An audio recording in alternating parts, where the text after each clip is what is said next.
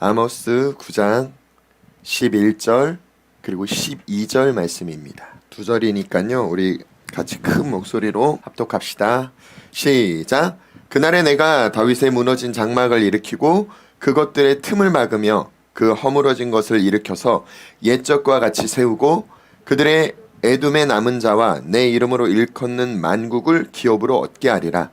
이 일을 행하시는 여호와의 말씀이니라. 아멘. 우리가 지난 월요일날 나눴던 말씀이 어떤 말씀입니까? 하나님의 지식, 그 지식으로 하나님이 원하는 온전한 그 하나님을 경외하는 단계까지 하나님이 우리를 자라게 하고 있다라고 말씀드렸죠.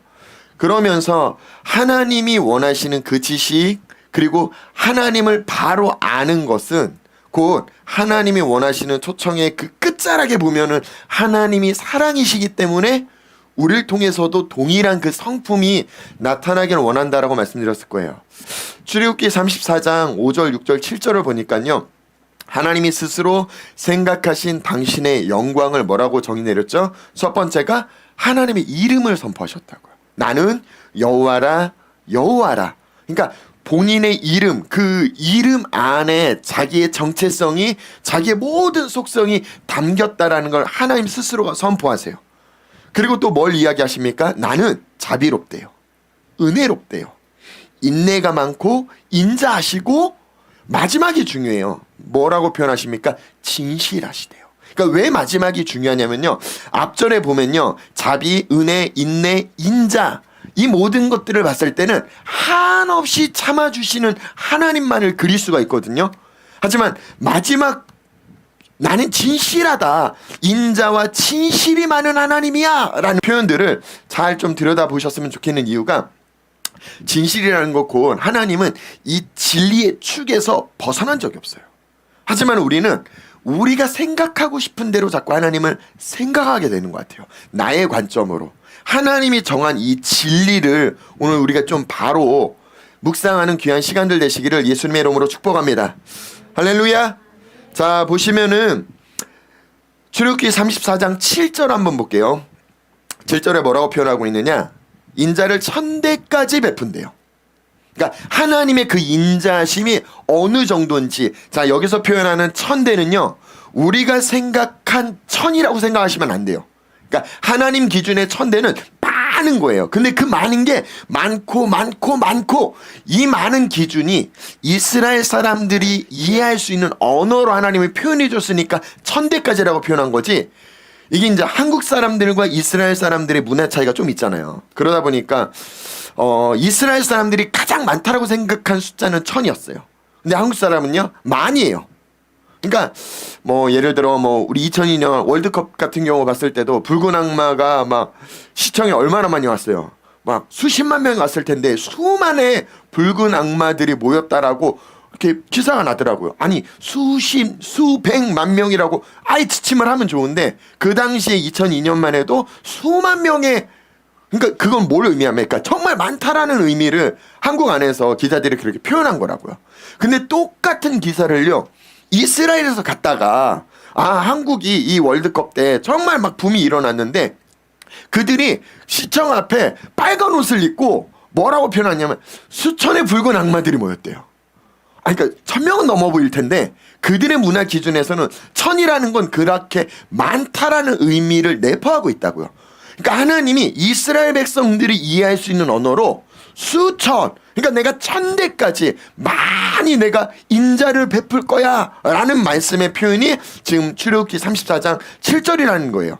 자, 여기에서 멈추시면 안 돼요. 왜요? 1000대까지 베풀며 그 이후에도 있어요. 악과 과실과 죄를 용서하는데, 그러나 여기가 중요해요. 그러니까 우리는 이 앞절까지만 보고 싶어요. 아니요, 그러나 벌을 면제하지는 않는데요. 진실하시대요. 진리의 하나님은 벌을 그냥 사해 주시지가 않더라고요. 벌을 그냥 면하는 게 아니라 아버지의 악행을 자손 3, 4대까지 보응하리라. 자, 우리가 이게 여기서 잘못 꽂히시면요 하나님의 저주가 3, 4대까지 넘어간다라고 여기에 꽂히실 수가 있어요. 아니요, 비교해 보셔야죠. 축복은 1000대까지 간대요. 그럼 저주도 몇 대까지 가야 돼요? 1000대까지 가야 되잖아요. 똑같이 비교하려면. 근데 지금 하나님 뭐라고 표현해요?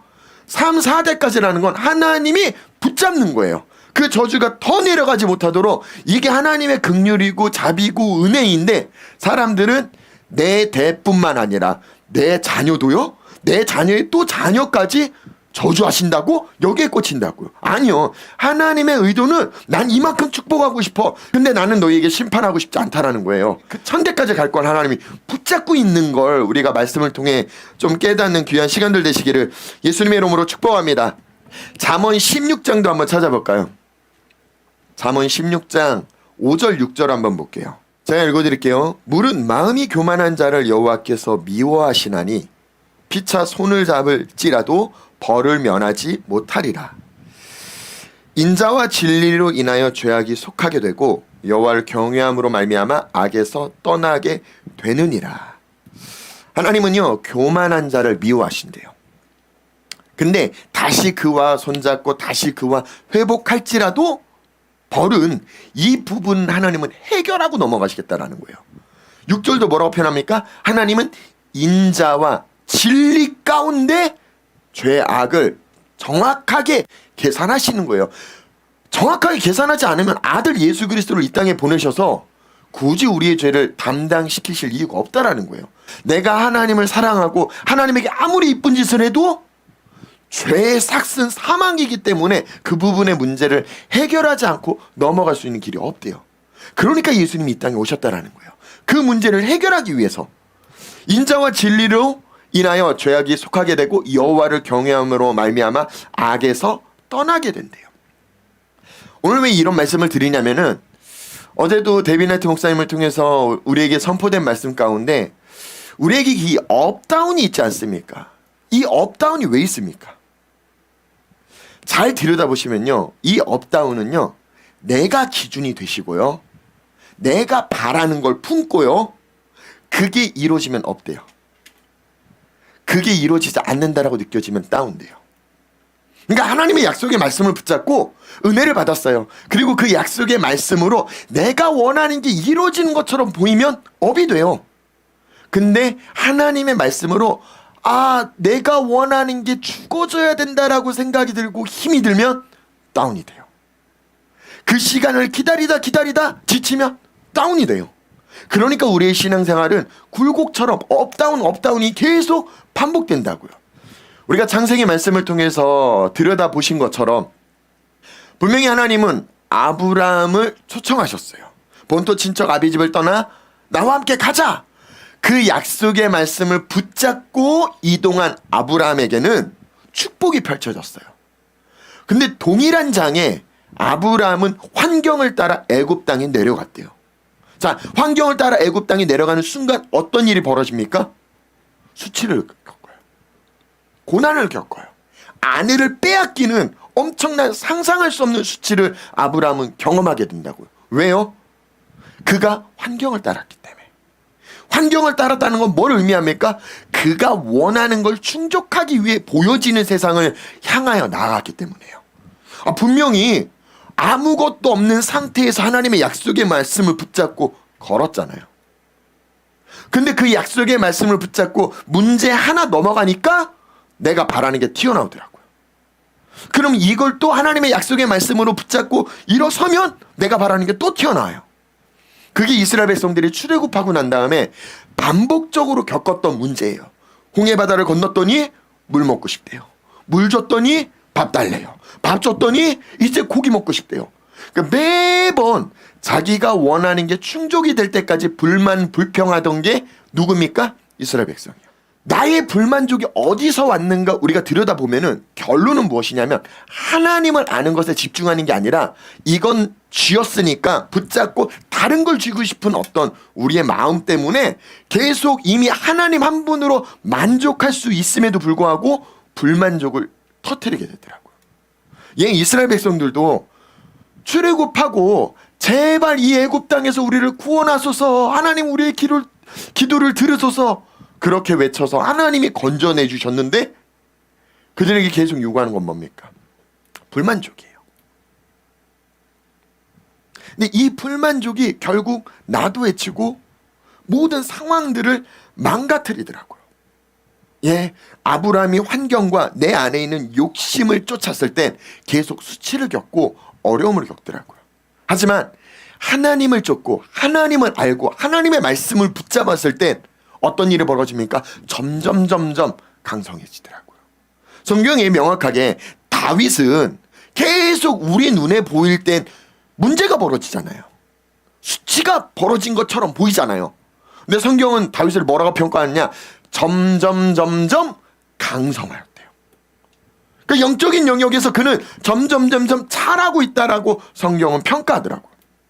예, 우리 또한 하나님 안에서 그렇게 점점 바르게 자라나기를 예수님의 이름으로 축복합니다. 할렐루야. 제가 오늘 아모스 이 9장 말씀을 묵상하면서 왜 다시 처음으로 돌아가는 마음을 지녔으면 좋겠어서 오늘 이 말씀을 준비했거든요. 왜 처음으로 돌아갔으면 좋겠느냐? 이 교회를 처음 세울 때 하나님이 저에게 주셨던 마음은 무너진 다윗의 장막을 일으켰으면 좋겠대요. 예, 그러면서 저는 다윗의 장막이 무엇인지 많이 찾았던 것 같아요. 그 장막을 세우려고 찬양을 막 해봤어요. 그 장막을 세우려고 하나님이 원하는 어떤 마음을 표현해 보려고 노력했어요. 아니요, 찾고 들어가 봤더니 하나님의 마음은 제가 생각한 것과 조금 갭 차이가 있는 것들을 발견하게 됐어요. 오늘 이 아모스 9장 말씀을 이해하시려면요, 아모스 전체를 이해하셔야 돼요. 이 전체의 배경을 이해하시려면 아모스는 9장으로 이루어져 있는데 1장부터 6장까지는 아모스라는, 그러니까 어떻게 보면 선지자로 불리는데요, 정확하게 따지면 선지자가 아니에요. 그냥 일반 비즈니스하는 목동이에요. 근데 그를 하나님이 택해서 부르셔서 그가 원래는 유다 땅 사람이었는데, 그러니까 오늘날로 비교하면은 한국 사람인데 갑자기 그를 북한에 보냈어요. 남북이 나뉘어졌잖아요. 이스라엘도 남유다, 북이스라엘로 나뉘어져 있었잖아요. 그러니까 남유다에 살고 있는 이 아모스를 갑자기 북이스라엘 가서 하나님의 말씀을 대언하라는 거예요. 북이스라엘은 선지자가 없기 때문에 아모스를 보낼까요? 아니라는 거죠. 있을 텐데 왜 아모스란 선지자를 보냈을까? 이런 것들을 발견하고 찾으셔야 되는데 오늘은 그 부분들을 다 다루지는 못하고 1장부터 6장까지 잘 들여다보시면 뭘 볼 수가 있느냐? 하나님으로부터 듣는, 아모스가 어떤 들은 사건들을 전개한다면 지금 7장부터 9장까지는 하나님이 보여주신 환상을 가지고 기록하고 있어요. 5가지 환상의 특징들이 나오는데 그 환상을 하나씩 들여다보면서 도대체 하나님의 마음은 어떤 마음이고 왜 이런 것들을 아모스에게 보여주는지를 우리 좀 찾아보면서 말씀 나누는 시간 되기를 예수님의 이름으로 축복합니다. 아모스 7장 1절부터 한번 볼게요. 총 9장에서 7장부터는 하나님이 보여주는 환상이 있다라고 말씀드렸어요. 1절에 주 여호와께서 내게 보이신 것이 이러하니라. 왕이 풀을 벤 후 풀이 다시 돋기 시작할 때 주께서 메뚜기를 지으심에 메뚜기가 땅의 풀을 다 먹은지라. 내가 이르되 주 여호와여 청하건대 사하소서. 자, 이 메뚜기 사건이 환상 가운데 아모스에게 보였다라는 거예요. 그러니까 이게 무슨 내용이냐면요, 그 당시에 모든 추수 권한의 첫 번째 권한이 누구에게 있느냐? 왕에게 있다라는 거예요. 그리고 왕이 먼저 추수를 하고 난 다음에 그 다음에 나는 거, 그 다음에 나는 것들을 백성들이 추수할 수 있었던 것 같아요.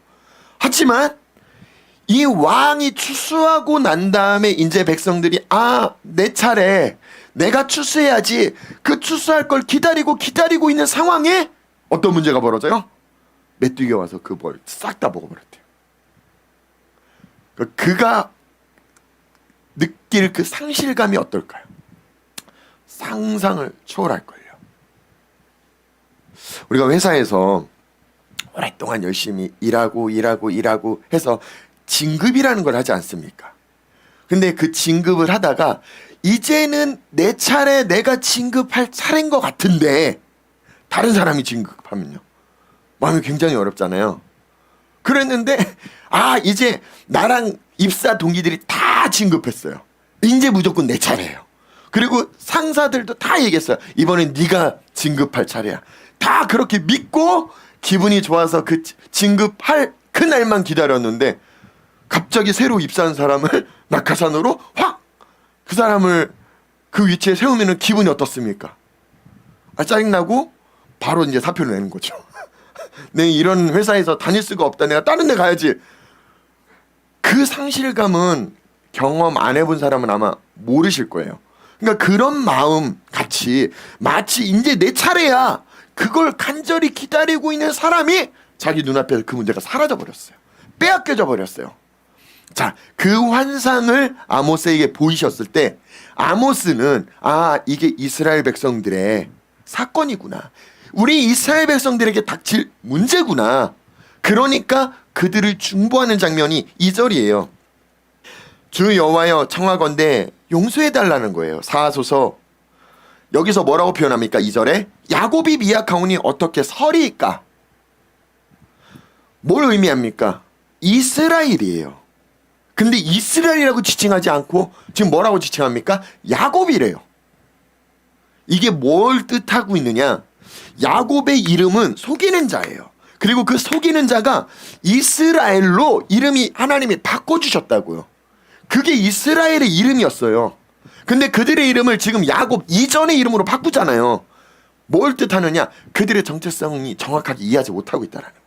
그들이 어떤 사람인지를 정확하게 이해하지 못하고 있으니까 그들이 미약하지 않습니까? 그들이 아둔하지 않습니까? 그들이 정확하게 보지 못하지 않습니까? 하나님, 나의 기도를 들으시고 이들을 용서하소서.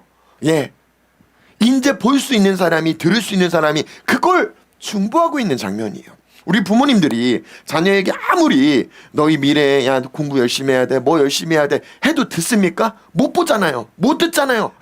얘가 공부를 못하도 세상에서 취직을 못하더라도 내가 얘를 먹고 살 수 있는 무언가까지 걱정하는 그게 부모님 마음처럼 그게 중보하는 마음이더라고요. 지금 이 아모스가 이스라엘 백성들을 중보하는 마음이 동일하게 그 마음을 이들이 못 봅니다. 이들이 못 듣습니다. 아둔합니다. 그러니까 하나님 이들을 용서하소서. 3절 보니까요. 여호와께서 이에 대하여 뜻을 뭐 했대요? 돌이켰대요. 그러니까 이 아모스의 중보를 하나님이 너무나 기뻐하셨던 것 같아요. 뜻을 돌이켰어요. 그리고 이것이 이루어지지 아니하리라 여호와께서 말씀하셨어요.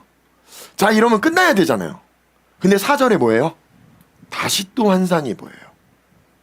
주 여호와께서 또 내게 보이신 것이 이러하니라. 주 여호와께서 명령하여 불로 징벌하게 하시니 불이 큰 바다를 삼키고 육지까지 먹으려 하는지라. 지금 여기서도 불이, 하나님의 불이 바다를 삼킨 것뿐만 아니라 뭐까지 먹으려고 한대요? 육지까지요. 근데 이 육지를요, 히브리 원어로는 뭐라고 지칭하냐면 헬레크라는 단어인데 어떤 의미를 지니고 있느냐? 육지 맞아요. 육지 맞는데 거기에 플러스 또 다른 해석이 있는데 분깃이요. 하나님의 약속의 분깃이요. 그러니까 이스라엘 백성들의 땅은 곧 뭘 의미합니까? 하나님의 유업이요. 하나님의 약속이요. 하나님이 왜 이스라엘 백성들에게 땅을 주셨습니까? 하나님이 주고자 하는 건 땅이 아니었어요. 그들에게 안식을 주려고 했지. 하지만 그들이 하나님이 주는 안식을 온전히 이해하지 못하니까 떠돌아다니는 사람에게 집을, 떠돌아다니는 사람에게 땅을 주는 건 그들이 안정감을 느낄 수 있기 때문에 그들의 언어로 하나님이 주고자 하는 안식, 온전하지 않아요. 완전하지 않지만 그래도 그들이 느낄 수 있게끔 그 땅을 유업으로 주셨다고요. 근데 지금 이 불이 바다뿐만 아니라 어디까지 먹어가려고 그래요? 그 하나님이 주신 유업이요. 분깃이요. 그 땅을 먹으려고 한다라는 거예요. 그러니까 이건 시간 관계상 지금 첫 번째 환상과 두 번째 환상이 우리가 봤을 땐 1절과 4절 아주 가깝잖아요. 근데 그렇게 가까이 표현된다고 그냥 오늘 지금 환상 받고 내일 꿈꿨더니 다시 또 환상을 본 경험이 아니라는 거예요.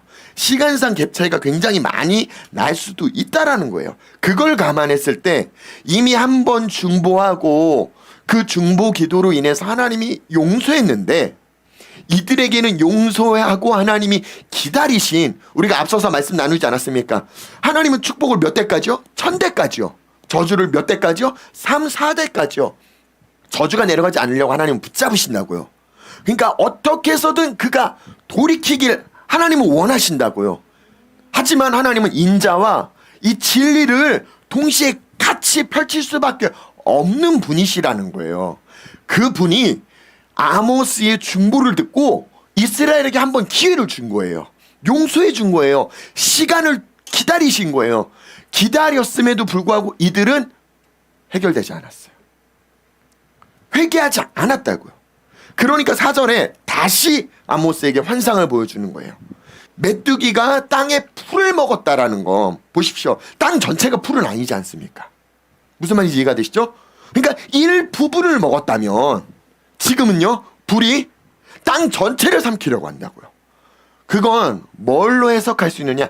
하나님이 주신 유업을 이제 거두겠다라는 거예요. 내가 너희에게 준 은혜를 내가 거두겠다라는 거예요. 기억하십시오. 하나님의 심판 중에 최고의 심판은요, 우리에게서 하나님의 은혜를 거두는 거예요. 우리에게서 하나님의 얼굴을 거두시는 거라고요. 그러니까 일부분 내가 잃어버리는 건 그건 엄청난 축복이에요. 왜? 그걸 통해서 날 깨닫게 하는 시간을 하나님이 허락하신 거니까. 우리는요, 한 번 뒤통수 때리면은 이게 축복의 시간으로 여겨지지가 않아요. 앞서서 말씀드렸잖아요. 우리에게 교회를 나오는 아픔의 시간이 있었다고요. 문제의 시간이 있었다고요. 근데 그 문제, 그 아픔의 시간을 누가 축복으로 생각할 수 있었겠습니까? 누가 나에게 새로운 하나님의 시즌의 기회라고 생각할 수 있었겠습니까? 이제 우리가 왔으니까 돌이켜봤을 때, 아, 날 혼자 두신 적이 없구나. 내가 고민할 필요가 없었는데 왜 내가 그때 그 시절에는 그렇게 고민하고 그렇게 아파하고 그렇게 세상이 다 끝난 것처럼 내가 느꼈을까?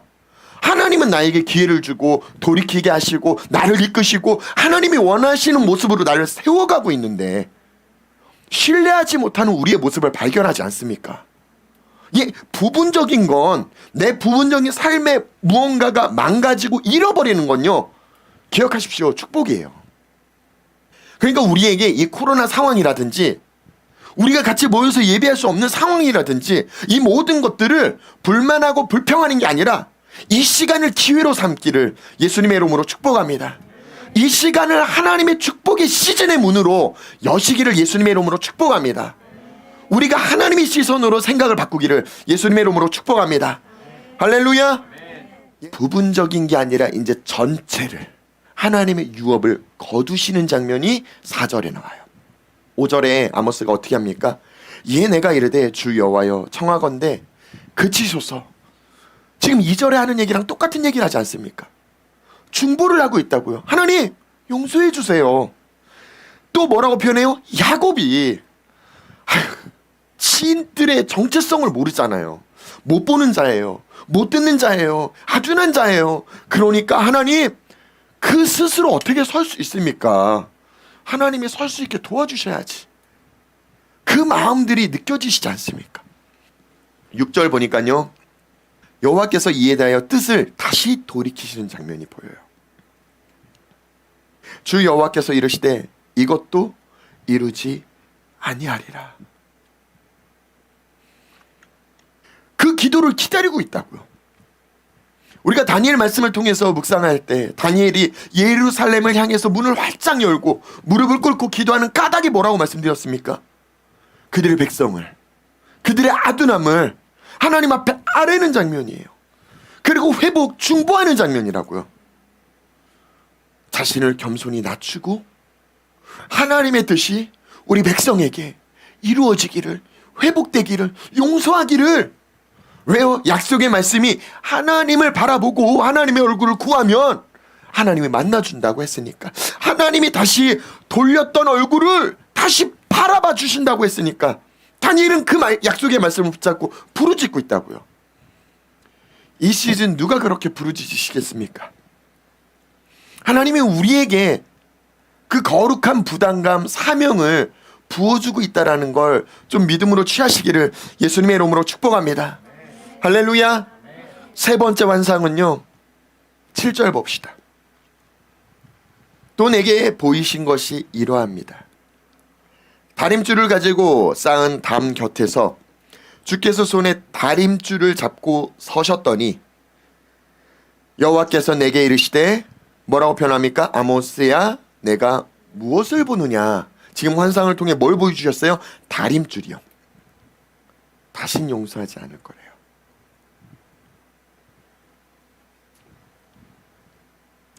이삭의 산당들이 황폐하며 이스라엘 성소들이 파괴될 거래요. 내가 일어나 칼로 여로보암의 집을 치리라 하시니라. 이 당시 아모스 시대 때만 해도요, 수많은 사람들이 북이스라엘 안에서 얼마나 거짓된 예언들로 사람들을 현혹시켰는지, 남유다에 있는 선지자도 아니에요. 목사님도 아니에요. 오늘날로 따지면 목사도 전도사도 사역자도 아니라고요.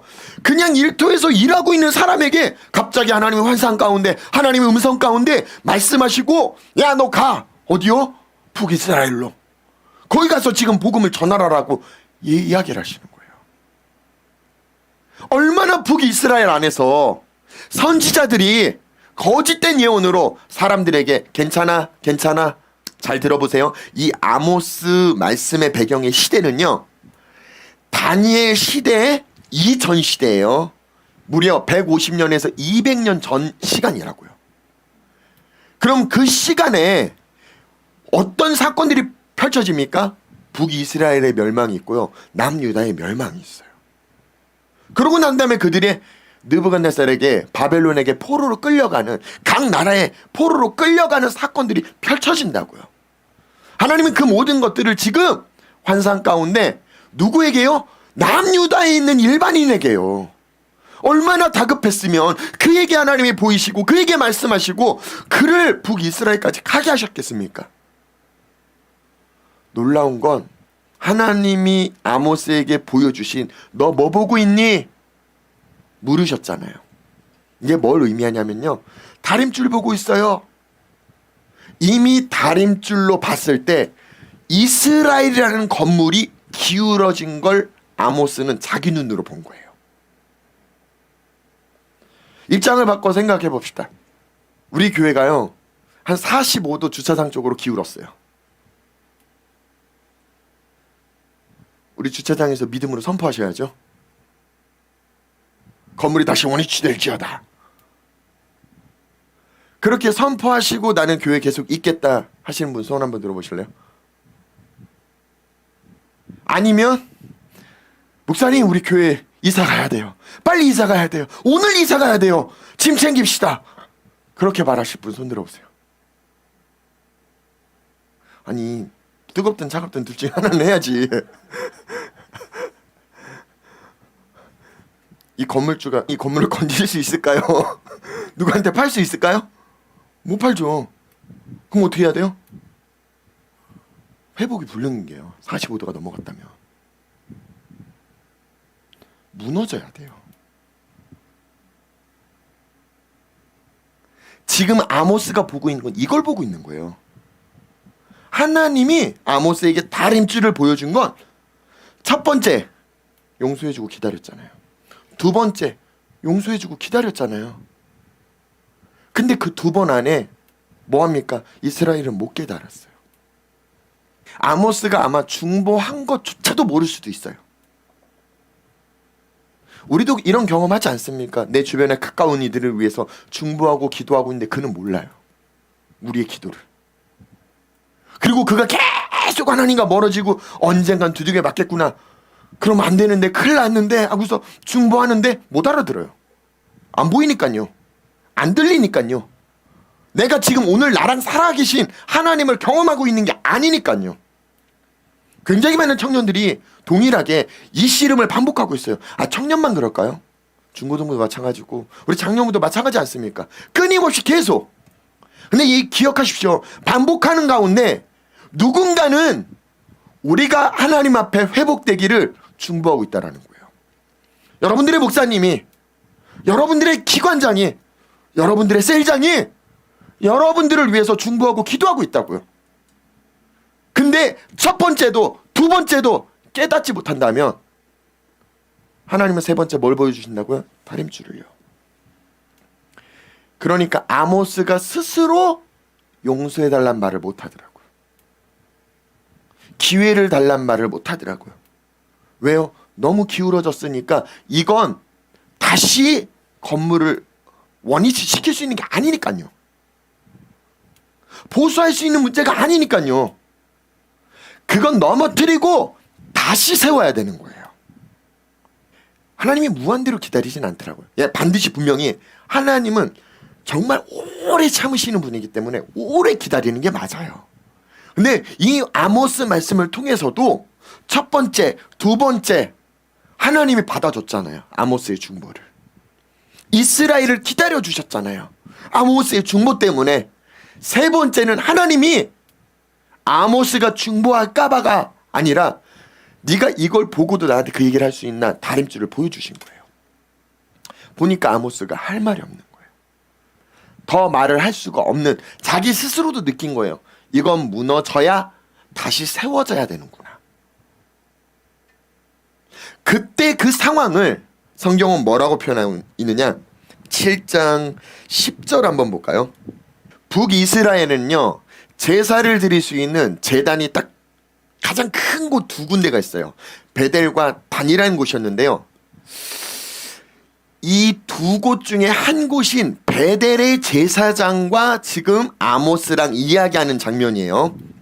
때에 7장 10절입니다. 때에 베델의 제사장 아마사가 이스라엘의 왕 여로보암에게 보내어 이르되 이스라엘 족속 중에 아모스가 왕을 모반하나니 그 모든 말을 이 땅이 견딜 수 없나이다. 아모스가 말하기를 여로보암은 칼에 죽겠고 이스라엘은 반드시 사로잡혀 그 땅에서 떠나겠다 하나이다. 아마샤가 또 아모스에게 이르되, 지금 뭐라고 표현해요? 선견자야, 너는 유다 땅으로 도망하여 가서 거기에서 떡을 먹으며 비아냥거리는 거예요. 거기 가서나 예언해. 다시는 베델에 오지 마. 여기서 예언하지 마. 이는 왕의 성소요 나라의 궁궐임이니라. 여기에 지금 아모스가 이야기하는 장면을 보세요. 14절에 아모스가 아마샤에게 대답하여 이르되, 뭐라고 표현합니까? 난 선지자 아니야. 선견자도 아니야. 나는 목자야. 뽕나무를 재배하는 자로서 양떼를 따를 때, 자기가 지금 일하고 있을 때 여호와께서 나를 데려가셨대요.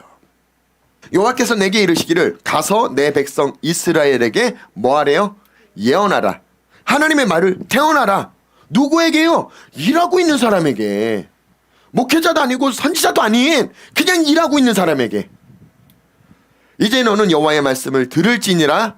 내가 이르기를 이스라엘에 대하여 예언하지 말며 이삭의 집을 향하여 경고하지 말라 하므로 그들은 하나님의 소리를 들을 마음이 없다라는 거예요.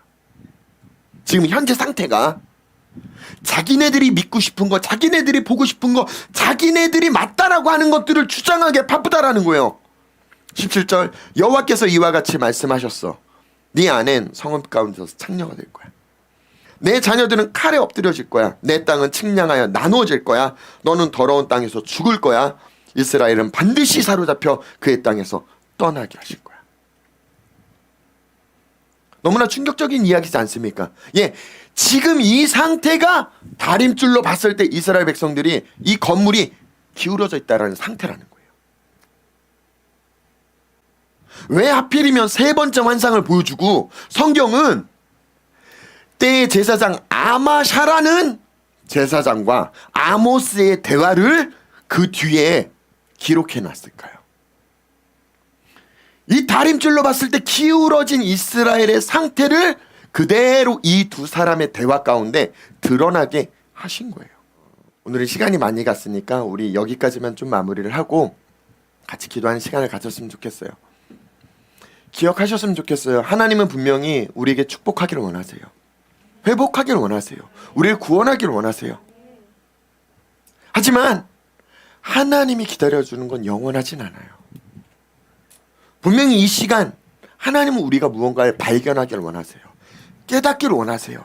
우리의 마음을 돌이키기를 원하세요. 뿐만 아니라 우리를 통해 우리가 아모스가 되었으면, 우리가 다니엘이 되었으면 하는 바람을 하나님은 우리에게 갖고 계신다고요.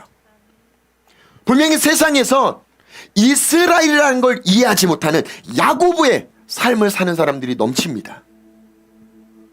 우리 교회 안에서 3년, 4년, 길게는 5년, 오랜 시간 동안 하나님이 왜 정체성에 대한 이야기를 했다라고 생각하십니까? 이제는 우리가 어떤 존재인지를 이해하셔야 돼요. 그리고 이제는 우리가 내 삶의 내 욕심과 하나님의 뜻에서 더 이상 왔다 갔다 하는 삶을 반복하지 않는 삶의 결단이 필요하셔요. 이게 계속 반복된다라면 우리도 야곱이에요. 이스라엘이 아니라. 이제는 내 뜻을 좀 하나님 뜻에 두시지 않겠습니까? 내 마음을 하나님에게 두시지 않겠습니까? 아브라함은 하나님의 말씀을 따랐을 땐 승승장구했다니까요. 다윗도 하나님의 말씀을 붙들었을 땐 점점 강성했대요. 근데 아브라함이 환경을 봤더니 수치를 겪어요. 우리도 동일하게 환경을 보고 내 안의 욕심이 내 눈을 가리고 내 귀를 가리고 내 마음 생각을 가리운다면 우린 이 북이스라엘처럼 똑같은 수치와 똑같은 나눠짐과 똑같은 건물의 기울어짐, 다림줄로 봤을 때 무너뜨려야 다시 살릴 수밖에 없겠구나 라는 상태가 놓여질지도 몰라요. 오늘도 우리가 우리의 죄를 회개하고 또한 우리가 아모스처럼 이 땅에 수많은 야곱의 삶을 살고 있는 사람들에게 중보하시지 않겠습니까? 기도하시지 않겠습니까? 하나님은 우리의 기도가 필요하시대요. 우리의 중보가 필요하시대요. 하나님의 동일한 마음을 우리가 지니기를 하나님은 원하신대요. 이 시즌 다니엘의 기도 가운데 다니엘의 마음처럼 우리가 이 시간 기도하는 시간 되시기를 예수님의 이름으로 축복합니다.